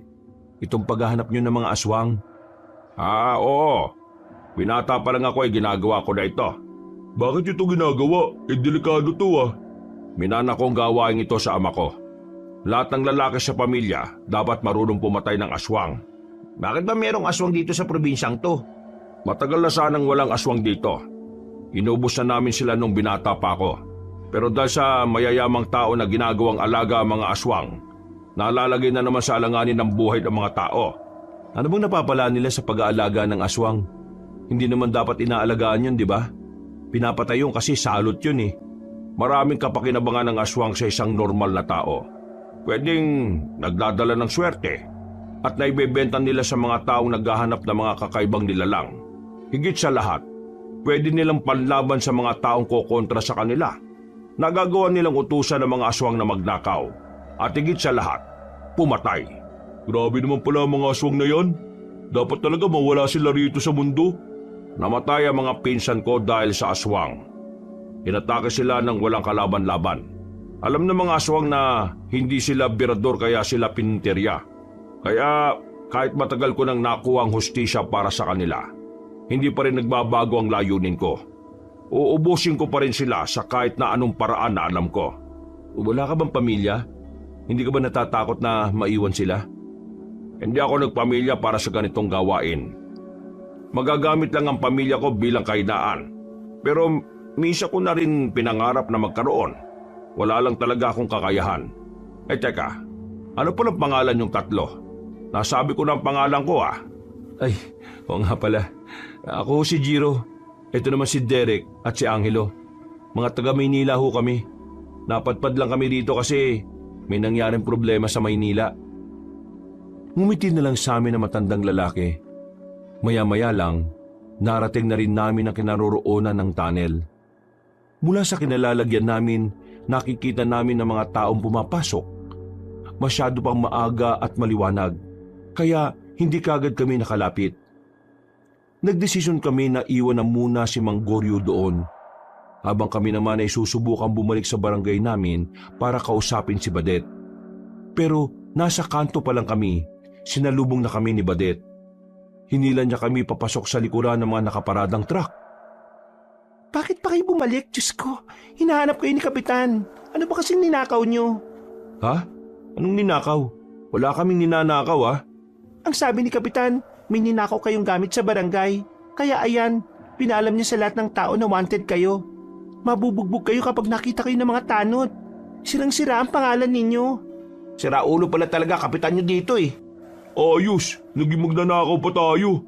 Hindi yun ang tunay na nangyari. Ang totoo niyan, meron kaming nalaman na sikreto niya na ayaw niyang malaman ng iba. Sikreto? Anong sikreto yan? Badit, Si Kapitan Tunying, may mga inaalagaan siyang mga aswang sa isang sikretong tunnel. Yung nakikita nating patay na pusa, yung mga alaga niya namang sigbin ang dumali doon. Si Kapitan ang may-ari ng lugar kung saan nakita namin yung pitakan ng papa mo. At 100%, ang mga alaga niyang aswang ang dumali kay Mang Fidel. Nang sabihin namin yon, nakita namin ang pangingilid ng kanyang luha. Nanginginig siya sa galit. Ramdam namin ang pagkamuhi sa kung paano niya kami tiningnan. Walang iya siya. Papatayin ko siya. Papatayin ko siya kahit kapitan pa siya. Wala akong pakialam kung... Uminahong ka, Badit. Mas lalo magiging komplikado ang lahat lalo na ngayon. Hinahanap niya kami kasi may nalalaman na kami. Sinabi lang namin to sa'yo kasi pakiramdam ko, deserve mong malaman ang katotohanan. Pero hindi ibig sabihin nun, gusto kong lumusob ka sa kanya. Anong gagawin ko? Tumunganga na lang dito kahit na alam ko na ang totoo. Yan ang gagawin mo. Pupuntahan mo si Kapitan at sasabihin mong may alaga siyang aswang sa harapan ng maraming tao. Sino sa tingin mo mapapahamak? Ikaw din. Sa oras lang nalaman niya na may alam ka na, pati ikaw damay. Sinabi to sa'yo para may ideya ka at para kahit papano maramdaman mong may pag-asang mabigyan ng hustisya ang papa mo. Hindi para mapahamak ka lang din. Hinawakan ko sa magkabilang balikat si Badit para pakalmahin siya. Kahit na papaano ay huminahon na rin siya. Hindi na namin naituloy ang pag-uusap namin nang biglang dumating na si Derek, ang nagsilbi naming lookout sa kabilang parte ng kanto. Naku, nandyan yung mga tanod. Mukhang nakita yata nila ako. Kailangan na nating umalis. Tara! Sira ulo ka talaga. Bakit ka kasi nagpakita? Paglingon naman namin sa kanang bahagi, sumakto pa na naglalakad na rin doon ang ibang tanod. Wala kaming nagawa kundi ang tumakbo na lang. Mas lalo kaming kinabahan nang makitang sumama na rin sa amin si Badit. Hindi na namin siya pinabalik. Sa halip, hawak-hawak ko na ang kamay niya habang tumatakbo kami sa kagubatan. 1, 2, 3, at marami pang putok ng baril ang narinig namin. Maswerte na lang kami na kahit maliwanag ang paligid, hindi nila kami tinatamaan dahil sa dami ng puno na nakaharang. Binilisan pa namin ang takbo namin. Nagawa naman namin silang iwanan kaya nakahinga na rin kami na maluwag. Talagang isinama mo pa si Badit ah. Ayaw nga nating mapahamak yan eh. Nakita nila tayong kausap si Badit eh. Ibig sabihin, iisipin na rin nila na may nalalaman to. Tama lang na isama natin siya. Badit, makinig ka lang muna sa amin ha. Kasi ang gagawin namin ngayon, papasukin namin ang tunnel para puksayin ang mga aswang. Mala adventure ba? Ganun? Gagawin ko ang lahat para makatulong sa inyo. Basta gusto ko magkaroon ng hustisya ang nangyari sa papa ko. Oo, gagawin natin yan. Pero huwag kang magpapadalos-dalos ha. Naintindihan mo ba kami? Oo, naintindihan ko. Tara na. Mukhang hindi na makakahabol ang mga yon. Naghihintay na rin si Mang Goryo sa atin. Sino? Si Mang Goryo? Nakilala namin sa gubat. Siya ang nagligtas sa amin nang habulin kami ng aswang. Isa siyang birador ng mga aswang at matagal na niyang ginagawa yon. Hindi na rin kami nagtagal sa lugar na yon, Kabanong. Sa bilis ng lakad namin ay agad na rin naming narating ang kinaroroonan ni Mang Goryo. Kumakain lang siya ng singkamas ng datnan namin siya. Napatingin siya agad sa babaeng kasama namin. Si Badit, siya yung kaibigan na sinasabi namin na biktima ng aswang yung tatay niya. Bakit yung sinama rito alam nyo namang delikado ang gagawin natin? Wala kaming choice eh. Hinabol kami ng mga tao ng kapitan. Hindi naman namin siya pwedeng iwan kasi baka siya naman ang pag-initan. O siya sige, nandyan na yan eh. Ayoko lang na paiyak-iyak ha. Nakakasagabal ang mga taong emosyonal. Bakit ako iiyak? Hindi naman ako iyakin eh. Galit ang nararamdaman ko. Galit. O na, basta ayoko ng makulit ha. Papasok kayo sa tunnel na yan at ang tsansa na makalabas pa tayo ng buhay 50-50. Kaya kung gusto nyong maging 60-40, umayos kayo. Gagawin natin ito para hindi sa papa mong pinatay nila. Gagawin natin ito para mapigilan na mga taong namamatay ng dahil sa aswang. At para wala na rin mga pusang natatagpo ang wala ng buhay. Bumuntong hininga na lang ako ng mga oras na yon, Kabanong. Umupo na lang kami habang nakatanaw sa tunnel. Ilang oras ang pinalipas namin bago tuluyang naglabasan ng mga tao roon. Kakagat na ang dilim noon, pero Hindi kami nagpapigil. Hindi niyo ba mabuhat ng maayos sa mga paan ninyo? Dinig na dinig eh. Derek, umayos ka nga ng lakad mo. Nagdadabog ka ba? Wala nang maingay. Malapit na tayo sa pintuan ng malaking kwarto. Nanahimik na kami habang naglalakad kabanong. Naririnig kong nagdadasal pa si Badet. Maya-maya lang, nakita na rin namin ang malaking pinto. Marahan naming itinulak. Pero sa mga sandaling yon, ay nakakandado ito. Dali-dali kaming napatago sa gilid nang makitang may mga dumating na mga lalaking nakabihis ng kulay itim. Binuksan nila ang pintuan.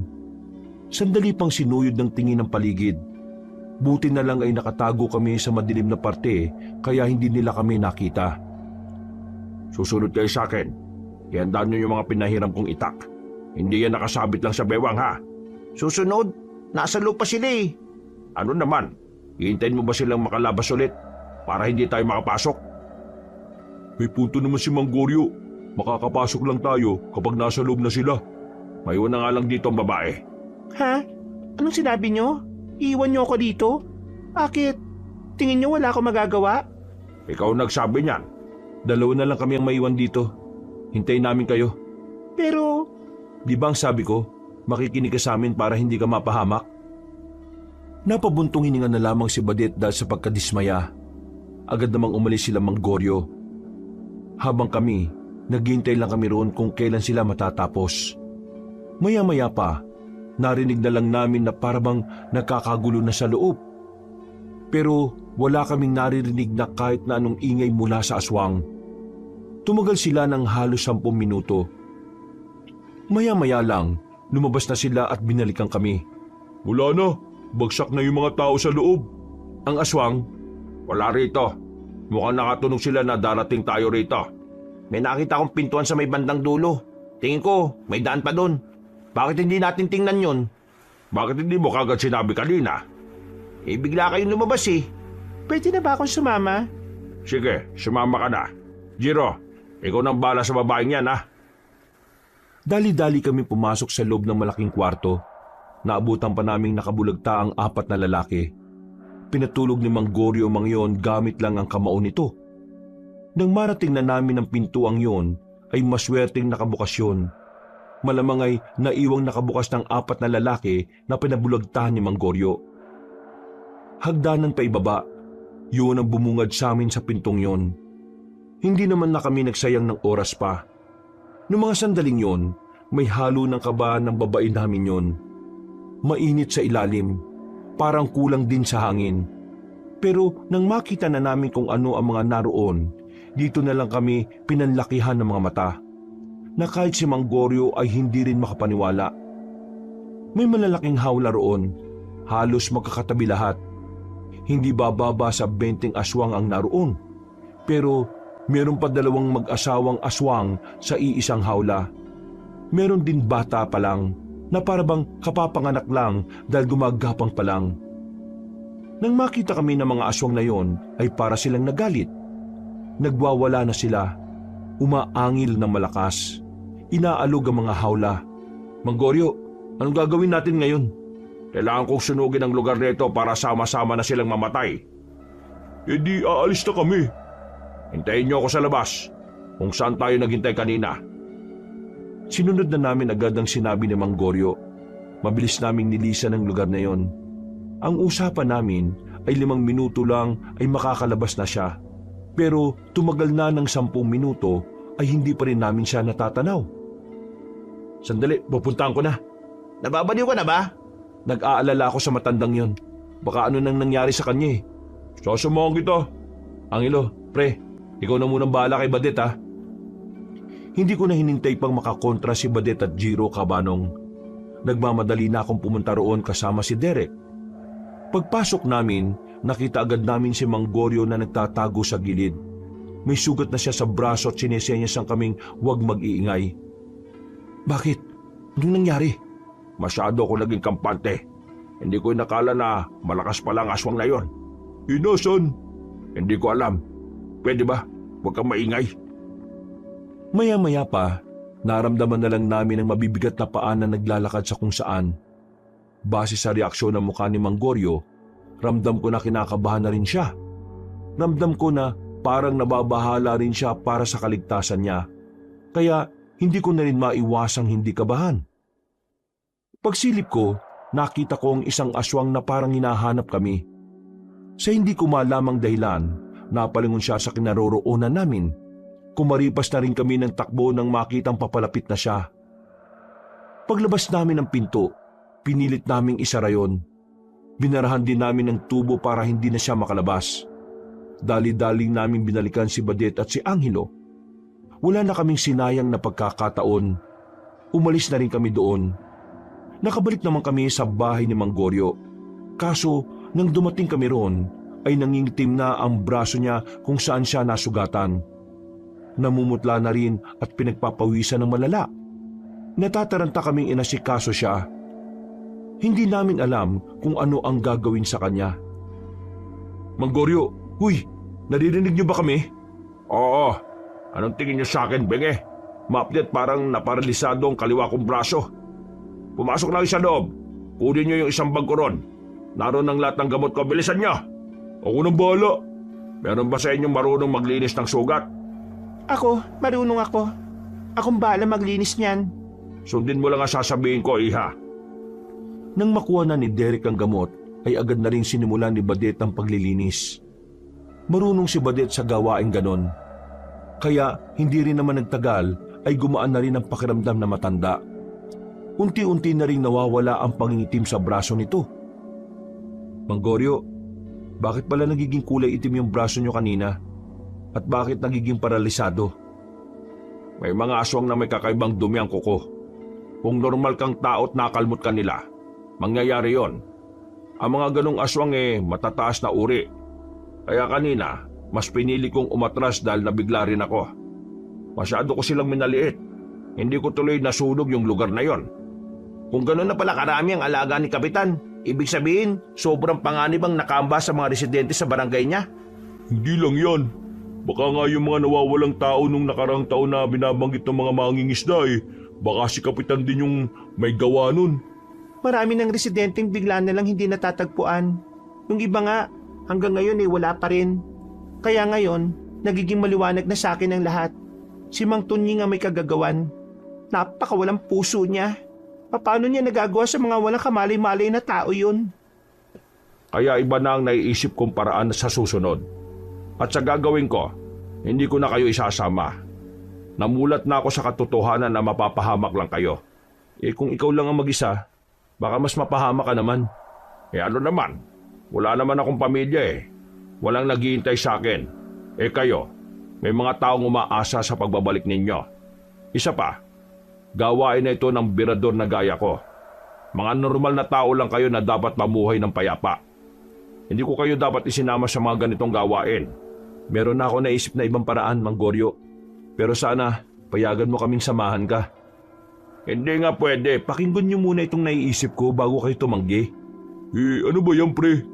Kung alaga ni Kapitan yung mga aswang at nagagawa niyang pasunurin ng mga yon, dapat unahin natin siya kung yun ang naguutos. Totodasin natin si Mang Tunying, pre. Hindi tayo mamamatay tao, ha? Hindi natin siya tutudasin o hindi natin siya sasaktan. Kukunin lang natin siya para wala nang nagmamando sa mga aswang. Para wala nang magpapatakbo ng lugar na yon. At pwede na rin natin siyang gamitin kung paano natin tuluyang papatayin ng mga aswang. Pipihagin natin si Kapitan para mapaamo ang mga aswang. At kapag nangyari yon, saka natin sila papatayin. Aalamin natin mula sa kanya kung anong kahinaan ng mga alaga niyang aswang. Napatango na lang si Mang Goryo sa mga sinabi namin. Sumang-ayon din siya sa ideya namin ni Badet. Matapos ang pangyayaring yon, pinili na muna namin magpalamig. Hinintay na muna naming tuluyang gumaling ang sugat ni Mang Goryo. Sinamantala na rin namin ang pagkakataon na mag-imbestiga at mag-obserba sa barangay namin. At dito nga, nalaman na namin na talagang talamak na ang paglabas ng mga aswang. Mas lalong dumami ang mga taong nawawala at ang iba nga ay natatagpuan na lang na kalansay na ang katawan. Dahil sa lumalalang sitwasyon, napilitan na kaming gumawa na agad ng aksyon.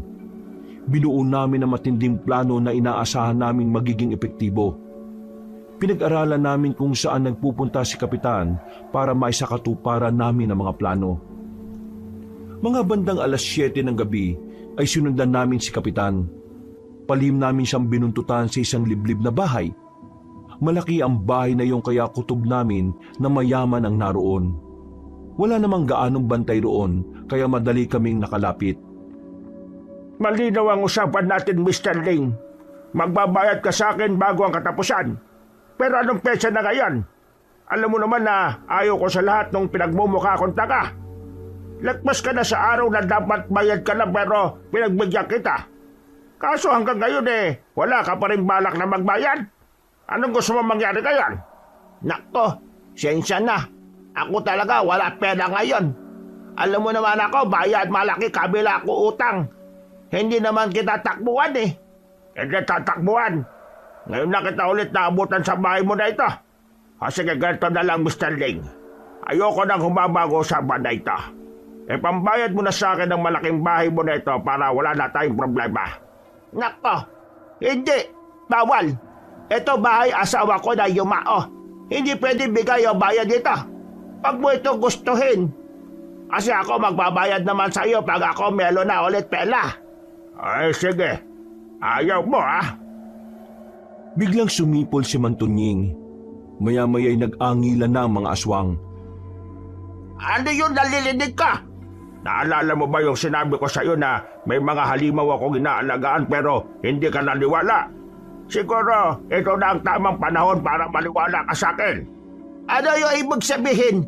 Ako nalilito sa sinasabi mo? Mga alaga ko, gawin yung hapunan ng matandang ito. Wak! Wak!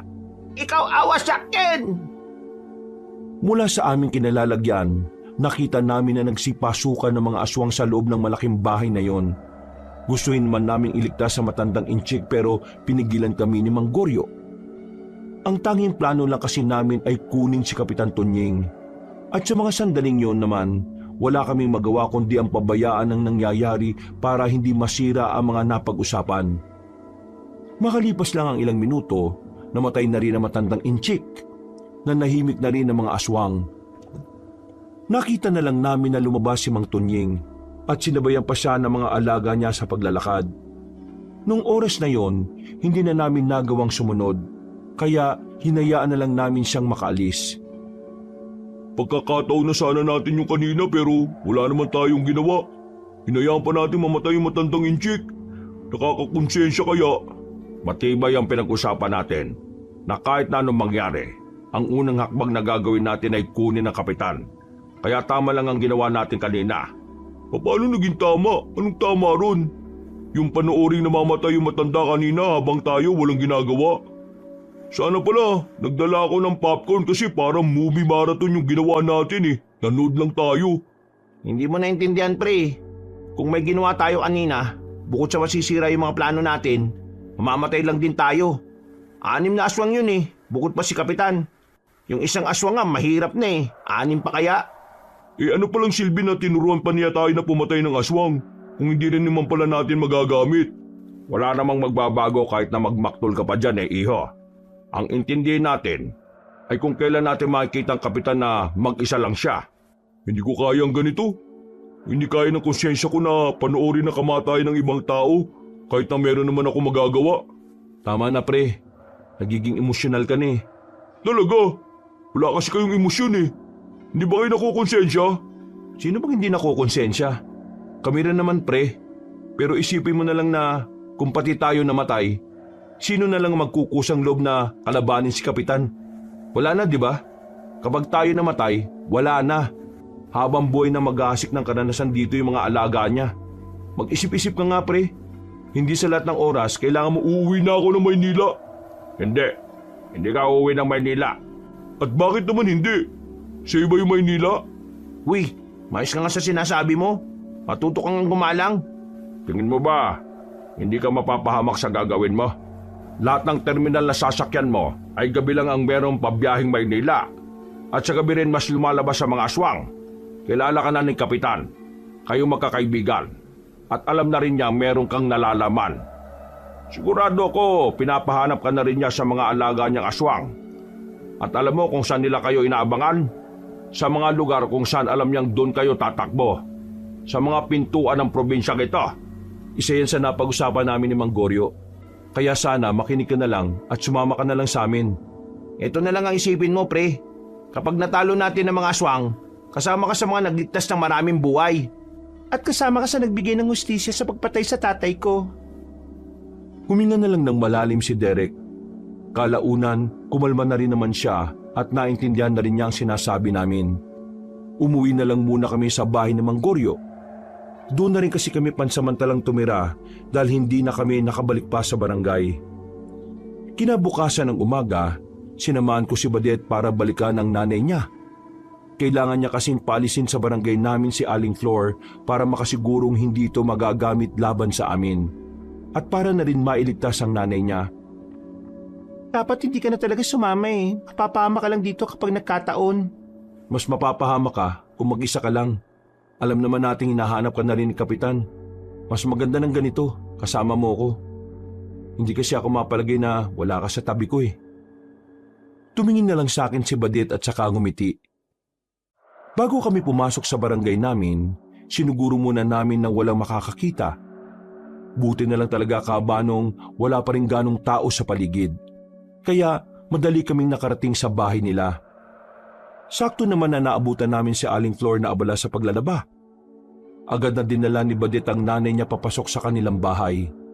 Sumama rin ako para makapagtago sa loob. Ma, mag-impake ka na ng mga gamit mo. Kailangan mo nang umalis sa barangay na ito. Hay, ilang araw kang nawala tapos sa pagbalik mo, palalayasin mo ako rito. Sino ka ba sa akala mo? Ma, hindi kita pinapalayas. Inililigtas lang kita sa tiyak na kapahamakan. Kaya makinig ka na lang sa akin, pwede? Aba, tingnan mo tong batang ito. Kung makapagsalita ka para kang ikaw na ang nanay Ano pinagagawa mo? Wanted ka na ba? May ginawa ka mang kasalanan? Bakit si Kapitan Tunying pabalik-balik dito para hanapin ka? Pati na rin niya kasama mong lalaki na yan. At yung dalawa niya kaibigan pinaghahanap na rin. Anong ginawa niyo sa anak ko? At bakit nagkakaganito to, ha? Oh, mawalang galang na po Pero wala naman po kaming ginagawang masama sa anak niyo Bakit nga ito nagkakaganito? Parang wala sa sarili at kung ano-ano mga pinagsasasabi. Ma, hindi mapagkakatiwalaan si Kapitan. Delikado siyang tao kaya nasa panganib ang buhay ko at ang buhay nilang tatlo. Kung sasama ka sa akin, ipapaliwanag ko sa iyo kung ano nangyari. Sa ngayon, wala akong panahon para magpaliwanag. Kailangan natin magmadali dahil palim lang kaming bumalik dito sa barangay natin. Maniwala po kayo sa kanya. Ang iniisip niya lang po talaga ay ang kaligtasan ninyo. Sandali nga. Bakit mapungay ang mga mata ninyo? Nag-a-addict na ba kayong dalawa? Kaya ganyan ang mga sinasabi ninyo? Ma naman, hindi kami ganun. Wala kaming matinong tulog. At ano? Magkasama kayong natutulog sa iisang bahay? Yang bang isusukli mo sa akin matapos kitang palakihin na maayos, Badet? Yan ba? Ma, kailangan na natin umalis dito bago pa tayo maabutan ni Mang Tunying. Wala ka alis. Dito ka lang at ikaw lalaki ka. Ikaw ang umalis. Mapapahamak tayo dito dahil sa mga aswang. Sa sinabing yun ni Badet ay natahimik ang kanyang nanay. Takang-taka ang mukha nito. Hindi rin ito kagad nakapagsalita. Pero maya-maya lang, bigla nitong sinampal ng malakas si Badet. Nagulat kami sa nangyari. Nakita na lang namin na nanggagalaiti na si Aling Flor sa kanya. Akala mo ba nakikipagbiruan pa ako sa iyo? Anong tingin mo sa akin? Sira ulo para maniwala sa mga sinasabi mong yan? Badet, ano bang nangyayari sa iyo? Magising ka nga sa katotohanan? Ma, si Kapitan Tunying marami siyang alagang aswang. Nandun sa isang tunnel na merong underground. At ang mga alaga niya ang pumatay kay tatay. Siya ang may kasalanan kung bakit tumala sa atin si Papa. Manahimik ka! Ang lala mo na! Magsasalita pa sana si Badet nang biglang bumukas ang kanilang pintuan. Nakita na lang namin na pumasok na si Kapitan Tunying. May mga kasama siyang lalaki na hindi naman niya mga tanod. Mukhang wrong timing yata ang dating ko Isang drama ang aking naabutan. Pasensya na. Nasira ko yata ang magandang moment ninyo. Nanlaki ang mga mata namin ni Badet nung oras na yon. Agad na dumaloy ang kaba sa mga ugat namin, kabanong. Lumapit agad sa akin si Badet at maigpit na kumapit sa braso ko. Kapitan. Ano? Alam ko na hinahanap niyo sila. Pero gusto ko lang sanang sabihin na itong anak ko, biktima lang din siya. Masamang impluwensya kasi itong lalaking ito eh. At yung dalawa niya pang kaibigan. Kaya sana huwag niyo siyang hulihin. Ganun ba? Ang kaso, meron kasi tayong umiiral na batas. Kahit sino hindi pwedeng makaligtas. Nagkasala ang nagkasala. Kaya dapat nilang pagbayaran yan. Nagkasala? Sige nga, anong kasalanan ng ginawa namin para ipahuli nyo kami? Huwag ka na magmaang-maangan. Alam kong alam mo tinutukoy ka. Hindi mo nga masabi. Gawa-gawa lang kayo para...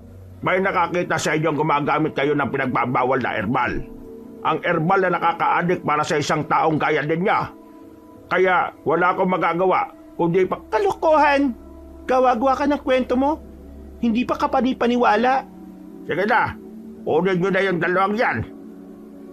Wala na kaming nagawa nang habultin kami ng mga lalaki. Pwersahan nila kaming inilabas doon. Nang nasa bakuran na kami, sinubukan ko pang palaga ng mga lalaki. Nakawala ako at sinuntok ko ang isa. Pero nang bawian niya ako, tumilapon ako na parang papel. Bumalandra ako sa gilid ng bahay nila Badet. Kahit si Aling Flor ay nagulat din sa nangyari. Huwag mo nang tangkain na pumalag pa kasi. Wala ka rin namang magagawa.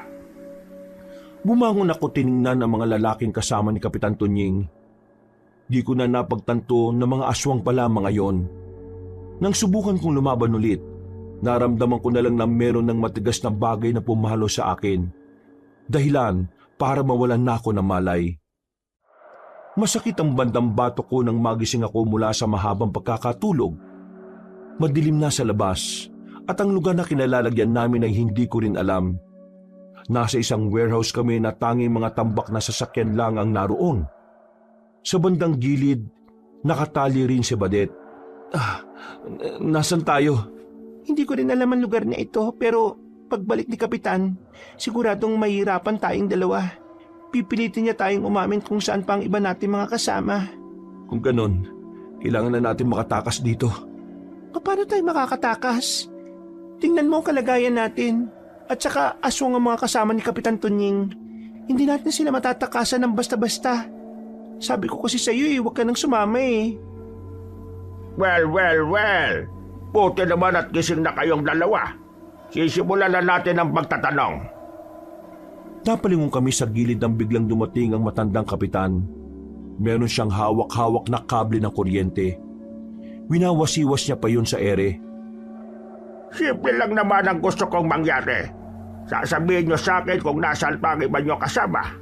Lalong-lalo na yung matandang pumapaslang ng mga aswang. Wala kang mapapala sa amin kasi hindi namin alam ang sinasabi mo. Wag mo akong ginagawang tanga! Hinambalos niya ako ng hawak niyang kable. Ilang beses niyang ginawa yung kaya kung saan saang parte ng katawan ko ako tinamaan. Sigaw lang ako ng sigaw sa sobrang sakit. Hindi ko may paliwanag ang hapde. Pero kahit na ganon, hindi pumasok kahit kaunti sa isipan ko na ilaglag ang mga kasama ko. Kahit patayin mo ako ngayon, wala kang mapapala. Dapat kabahan ka na Mang Tunying kasi alam kong hinahanap lang nila kayo. Mamamatay lahat ng alaga mo. Hinahanap? Bakit? Tingin mo ba kakayanin niya ang mga alaga ko? Lalong-lalo na yung pinaka-espesyal sa akin. Alam niyo, wala naman sana tayo magiging problema eh. Kung pinili niyo lang na manahimik kesa makialam.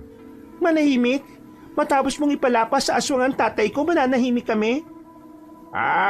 Si Fidel. Makulit kasi ang tatay mo eh. Kaya ayan, tigok! Maya-maya lang ay may kinuha na rin mahabang itak si Kapitan Tunying. Itinutok niya yung kay Badet. Mas lalong umarangkada ang kaba sa dibdib ko ng mga sandaling yun. Hindi ako magdadalawang isip na tundasin itong babaeng ito. Kaya umami ka na kung nasaan sila. Hindi na kailangan. Dahil nandito na ako. Hindi namin naasahan na lilitaw si Mang Goryo sa bungad ng warehouse. Mag-isa lang siya, pero hindi namin siya makitaan ng kahit na anong pangamba. Agad na umangil ang mga aswang. Isang senyas lang ni Kapitan Tunying, lumusob na agad ito kay Mang Goryo. Pero laking gulat ng kapitan nang makitang nagawang talunin ni Mang Goryo ang 6 na aswang. Masyado ka yatang kampante, Kapitan. Oo, hindi ko kinaya ang alaga mo nitong nakaraan dahil hindi ako masyadong nakapaganda doon. Pero ngayon, sige, tara, subukan natin ulit. Nagawa mong paslangin ang alim na gwardya ka. Oo, sisiw lang yan. Sisiw pala ha.